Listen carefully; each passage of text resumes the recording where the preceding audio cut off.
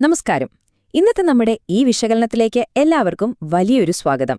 ഇന്ന് നമ്മൾ വളരെ രസകരമായ, ഒരുപക്ഷെ നിങ്ങളെ ശരിക്കും അത്ഭുതപ്പെടുത്തുന്ന ഒരു ചരിത്ര രഹസ്യമാണ് അനാവരണം ചെയ്യാൻ പോകുന്നത്. അതായത്, ചരിത്രത്തിലെ ഏറ്റവും പ്രശസ്തമായ 2 പരീക്ഷണങ്ങൾക്കിടയിൽ ഒളിഞ്ഞുകിടക്കുന്ന 16 രഹസ്യബന്ധങ്ങൾ. ഇതൊരു സാധാരണ കഥയല്ല കേട്ടോ. നിങ്ങളുടെ ചിന്തകളെ തന്നെ മാറ്റിമറിക്കുന്ന അത്യന്തം നാടകീയമായ ഒരു സംഭവമാണ് നമ്മളിന്ന് പരിശോധിക്കാൻ പോകുന്നത്. ഞാൻ നിങ്ങളോടൊരു കാര്യം ചോദിക്കട്ടെ. ഏദൻ തോട്ടത്തിൽ വെച്ച് ഹവ്വ നേരിട്ട ആ പ്രലോഭനങ്ങളും ആയിരക്കണക്കിന് വർഷങ്ങൾക്ക് ശേഷം മരുഭൂമിയിൽ വെച്ച് യശുവ നേരിട്ട പ്രലോഭനങ്ങളും നിങ്ങൾ എപ്പോഴെങ്കിലും ഒന്ന് താരതമ്യം ചെയ്ത് നോക്കിയിട്ടുണ്ടോ? ഒറ്റ നോട്ടത്തിൽ രണ്ടും തമ്മിൽ യാതൊരു ബന്ധവുമില്ലെന്ന് തോന്നാം, അല്ലേ? പക്ഷേ അവിടെയാണ് ഏറ്റവും വലിയ അത്ഭുതമിരിക്കുന്നത്. ഒരേ പരീക്ഷകൻ, അതേ കൗശലക്കാരനായ ശത്രു, ഒരേ 3 തന്ത്രങ്ങളാണ് ഇവർ രണ്ടുപേർക്കെതിരെയും പ്രയോഗിച്ചത്. കേൾക്കുമ്പോൾ തന്നെ ഒരു കൗതുകം തോന്നുന്നില്ലേ? അപ്പോ ശരി, നമുക്കിതിലേക്ക് കടക്കാം.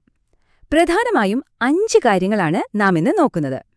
ഒന്നാമതായി ആ പശ്ചാത്തലം, രണ്ടാമത് സാത്താന്റെ തന്ത്രം, മൂന്നാമത് അവരുടെ പ്രതികരണങ്ങൾ, നാലാമതായി അവിടെ നടന്ന വലിയ മാറ്റം, പിന്നെ അവസാനമായി നിങ്ങളുടെ മരുഭൂമിയിലെ വിജയം. അങ്ങനെ നമുക്ക് ആദ്യത്തെ ഭാഗത്തേക്ക് വരാം. പശ്ചാത്തലം, തോട്ടവും മരുഭൂമിയും. ഈ 2 വലിയ പോരാട്ടങ്ങളും നടന്നത് എവിടെയാണെന്ന് നോക്കാം. ഒന്ന് ചിന്തിച്ചു നോക്കൂ.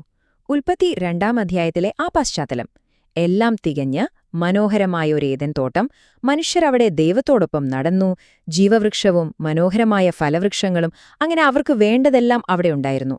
എന്നാൽ അവിടെ നിന്നും നമ്മൾ മത്തായി 4-ാം അധ്യായത്തിലേക്ക് വരുമ്പോഴോ ആകെ പടൊരു മാറ്റമാണ്. അവിടെ തോട്ടമില്ല, ചുറ്റും വരണ്ട മരുഭൂമിയും കുറച്ച് കല്ലുകളും മാത്രം. ഒന്നുമില്ലാത്ത, ശരിക്കും ഭയപ്പെടുത്തുന്നൊരവസ്ഥ. ആ കൊടുംചൂടിൽ, ആ മരുഭൂമിയിലൂടെ യശുവ തീർത്തും തനിച്ചാണ് നടന്നത്. ശാരീരികമായ ക്ഷീണത്തിന്റെ അങ്ങേയറ്റം, വിശന്നും തളർന്നും നിൽക്കുന്ന അവസ്ഥ. പക്ഷെ ഇവിടെ നമ്മൾ ശ്രദ്ധിക്കേണ്ട ഒരു പ്രധാന കാര്യമുണ്ട്. ഇതൊരു വഴിതെറ്റിപ്പോക്കല്ല. ആത്മാവിനാൽ നയിക്കപ്പെട്ടാണ് യശുവ അവിടെ എത്തിയത്. കൃത്യമായി പറഞ്ഞാൽ, ദൈവം മനഃപൂർവ്വം ഒരുക്കിയൊരു പരീക്ഷണ ഭൂമിയായിരുന്നു അത്. ഇനി നമുക്ക് 2-ാമത്തെ കാര്യത്തിലേക്ക് കടക്കാം. സാത്താന്റെ തന്ത്രം. പരീക്ഷകന്റെ ആ പഴയ പ്ലേബുക്കിന് യാതൊരു മാറ്റവും വന്നിട്ടില്ല എന്നതാണ് സത്യം. ഇത് ശരിക്കും രസകരമായ കാര്യമെന്താണെന്ന് വെച്ചാൽ, യോഹന്നാൻ തന്റെ 1-ാം ലേഖനത്തിൽ പറയുന്ന കൃത്യം 3 കാര്യങ്ങളില്ലേ? ജഡമോഹം, കൺമോഹം, ജീവനത്തിന്റെ പ്രതാപം. സാത്താൻ ഇവിടെ ഉപയോഗിച്ചിരിക്കുന്നതും കൃത്യം അതേ തന്ത്രങ്ങൾ തന്നെയാണ്. അതെങ്ങനെയാണ് ഈ 2 സാഹചര്യങ്ങളിലും അവൻ പ്രയോഗിച്ചതെന്ന് നമുക്കൊന്ന് നോക്കാം. ആദ്യം ജഡമോഹം നോക്കാം. ഹവ്വ കണ്ടത് ആ വൃക്ഷം ആഹാരത്തിന് നല്ലതാണെന്നാണ്. നേരെ മറിച്ച് യശുവയോട് അവൻ പറഞ്ഞത് ആ കല്ലുകളെ അപ്പമാക്കാനാണ്. രണ്ടാമതായി കൺമോഹം. ആ പഴം കണ്ണിന് ഇമ്പമുള്ളതായിരുന്നു എന്ന് ഹവ്വ കണ്ടു. എന്നാൽ യശുവയ്ക്ക് അവൻ കാണിച്ചു കൊടുത്തത് ലോകത്തിലെ സകല രാജ്യങ്ങളെയുമാണ്. ഇനി മൂന്നാമത്തേത് ജീവനത്തിന്റെ പ്രതാപം, അഥവാ ഈഗോ. നിങ്ങൾ ദൈവത്തെപ്പോലെ ആകും എന്നു പറഞ്ഞ് അവൻ ഹവ്വായെ പ്രലോഭിപ്പിച്ചു. യശുവയോട് അവൻ പറഞ്ഞത്, നീ ദൈവപുത്രനാണെങ്കിൽ താഴോട്ട് ചാടുക എന്നാണ്. ശരിക്കും ഒന്ന് ആലോചിച്ചു നോക്കിക്കേ, എത്ര കൃത്യമായിട്ടാണ് ശത്രു ഈ 3 തന്ത്രങ്ങളും അവരുടെ നേരെ പ്രയോഗിച്ചതെന്ന്.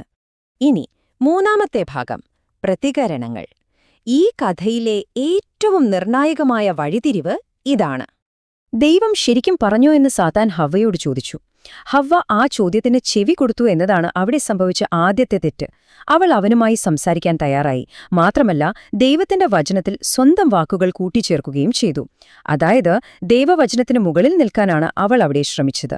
അതായിരുന്നു ആ വലിയ പരാജയത്തിന്റെ തുടക്കം. എന്നാൽ ഇവിടെ നമ്മൾ മനസ്സിലാക്കേണ്ട ഏറ്റവും പ്രധാനപ്പെട്ട കാര്യം യശുവയുടെ പ്രതികരണമാണ്. അത് തികച്ചും വ്യത്യസ്തമായിരുന്നു. ഓരോ തവണയും സാത്താൻ പ്രലോഭിപ്പിച്ചപ്പോൾ എഴുതിയിരിക്കുന്നു എന്ന് മാത്രമാണ് യശുവ മറുപടി നൽകിയത്. വചനത്തിൽ ഒരു വാക്കുപോലും കൂട്ടിച്ചേർക്കാൻ യശുവ തയ്യാറായില്ല. ഒരു ചർച്ചയ്ക്കും നിന്നില്ല. പൂർണ്ണമായ അനുസരണത്തോടെ വചനത്തിന് കീഴെ നിൽക്കുകയാണ് യശുവ അവിടെ ചെയ്തത്. അങ്ങനെ നമ്മൾ 4-ാമത്തെ ഭാഗത്തേക്കെത്തുകയാണ്. വലിയ മാറ്റം, അഥവാ ദ ഗ്രേറ്റ് റിവേഴ്സൽ. മരുഭൂമിയിലെ ആ കഠിനമായ പരീക്ഷണത്തിന്റെ റിസൾട്ട് ശരിക്കും നമ്മളെ അമ്പരപ്പിക്കുന്ന ഒന്നായിരുന്നു.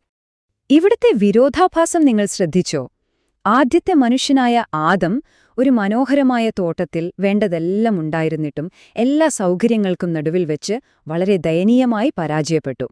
എന്നാൽ 2-ാമത്തെ ആദമായ യശുവയോ, ചുറ്റും വരണ്ട മരുഭൂമി, വിശന്ന് തളർന്ന അവസ്ഥ, ഒന്നുമില്ലാത്തൊരു സാഹചര്യം, എന്നിട്ടും അവിടെ യശുവ പൂർണ്ണമായി വിജയിച്ചു.